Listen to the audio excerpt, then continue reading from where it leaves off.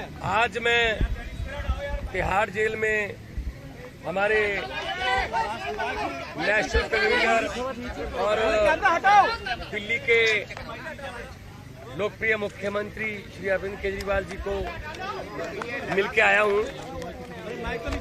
सबसे पहले परिवार की बातें हुई। मेरी बेटी नियामत जो कि अभी 1 महीने की हुई है, उसका हालचाल पूछा कैसी है वो। उसके बाद पंजाब के लोगों की, किसानों की फसल क्योंकि इस बार मंडियों में अब आ रही है, तो उन्होंने पूछा कि पैदावार कैसी है इस बार, और जो किसानों का जो डायरेक्ट जो ट्रांसफर है पैसे की, जो सीसीएल की फसल का पैसा, उसमें कोई बाधा तो नहीं आ रही, या कोई चुनाव आचार संहिता की वजह से पंजाब में कोई ऐसी सहूलत जो रोक ली हो। मैंने कहा जी बिल्कुल नहीं है, निरंतर सुविधाएं चल रही हैं, बिजली भी फ्री चल रही है। मंडियों में एक एक दाना जो गेहूं का आएगा वो हम रिकॉर्ड पैदावार करके 130 लाख मीट्रिक टन देश के सेंट्रल पूल में दे रहे हैं, और पैसे भी उसी दिन ट्रांसफर हो रहे हैं। और जो हाड़ी बोलते हैं पंजाबी में इसको, तो ये गेहूं का सीजन जो है वो अभी चरम सीमा पे है। 2-4 दिन में जो सीजन है खत्म हो जाएगा। और सबसे बड़ी बात जो आज मैं आपको बतानी चाहता हूं, जो मैं अरविंद केजरीवाल जी को बताई, कि आज ही रिजल्ट आए हैं पंजाब में सरकारी स्कूल के 158 बच्चों ने, 158 सरकारी स्कूलों के 158 बच्चों ने जेईई का परिणाम जो मेन होता है वो पास कर लिया।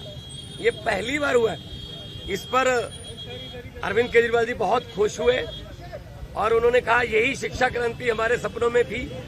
उन्होंने कहा कि मेरी तरफ से सभी सरकारी अध्यापकों को और जो 158 बच्चे जिन्होंने जेईई क्लियर किया, उनके माता पिता को, उनके पेरेंट्स को मेरी तरफ से बधाई देना।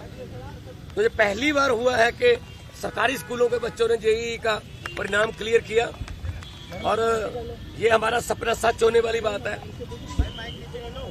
और उन्होंने दिल्ली के बारे में और देश के बारे में पूछा।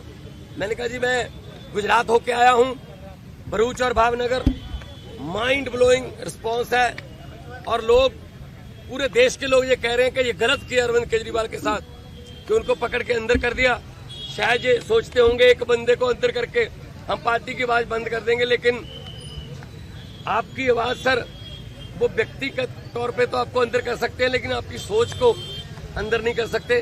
तो हम असम में भी गया, उन्होंने मुझे कहा कि दिल्ली भी आना, और दिल्ली के जो प्रचारक हैं उनको पंजाब में भी लेके जाना है, और कहीं भी इंडिया गठबंधन का कोई, हमारा पार्टी का कोई नेता, अगर वो असम हो, चाहे वो गुजरात हो, चाहे वो महाराष्ट्र हो, चाहे वो यूपी हो, बिहार हो, कहीं भी वो बुलाएं, हमने जाना है।